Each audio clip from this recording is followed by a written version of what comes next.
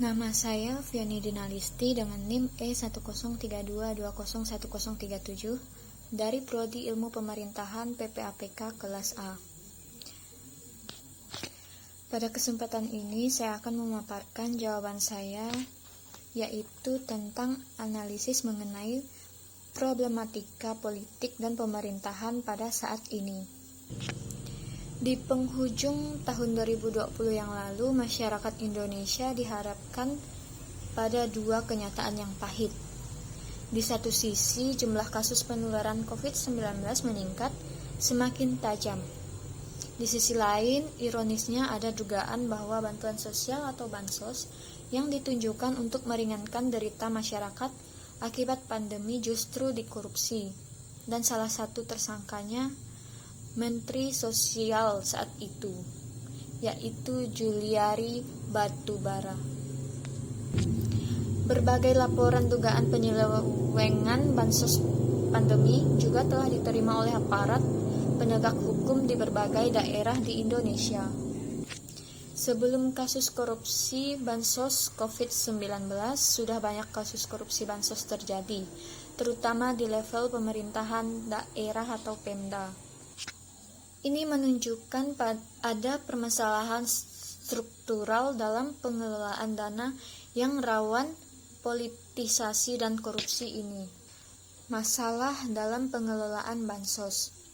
Merujuk pada peraturan-peraturan yang berlaku, bansos secara sederhana adalah pemberian uang, barang atau jasa oleh pemerintah pusat atau daerah kepada individu, keluarga, kelompok, dan masyarakat guna melindungi masyarakat dari kemungkinan terjadinya risiko sosial. Secara umum, mekanisme pengelolaan bantuan sosial dibagi dalam 3 tahap, yaitu penganggaran, pelaksanaan, dan pelaporan. Permasalahan dalam program bansos paling sering terjadi pada tahap penganggaran dan pelaksanaan bansos. 2 dari 3 tahap umum tersebut di atas. Dalam tahap penganggaran, kementerian, lembaga, atau Pemda menetapkan daftar penerima bansos. Dalam konteks bansos COVID-19, Kementerian Sosial atau Kemensos melakukan penetapan berdasarkan data terpadu kesejahteraan sosial atau DTKS yang berisikan data 40% penduduk termiskin di Indonesia. Penetapan penerima juga dapat dilakukan berdasarkan hasil seleksi atas usulan tertulis yang masuk dari calon penerima bansos. Ini umumnya berlaku di pemerintah daerah untuk bansos berbentuk barang atau jasa. Akar masalah.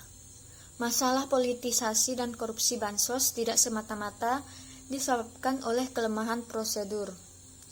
Akarnya ada pada 2 hal yang saling berkaitan, yaitu pola hubungan patron atau klien yang masih dominan dalam struktur masyarakat dan politik, biaya tinggi dalam sistem demokrasi Indonesia.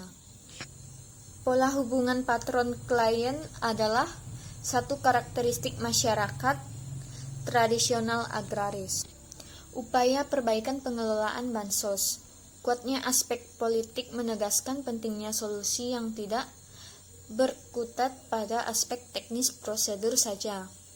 Selain penyempurnaan berkelanjutan atas DTKS sebagai salah satu dasar alokasi bansos dan pengadopsian penyaluran berbasis digital atau transfer ketimbang tunai, terdapat 2 hal yang penting untuk dilakukan.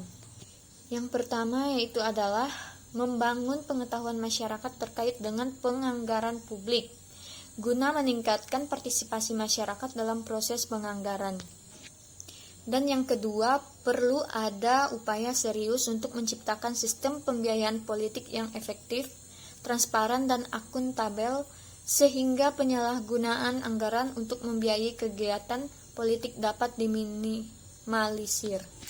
Sekian hasil dari analisis saya. Terima kasih.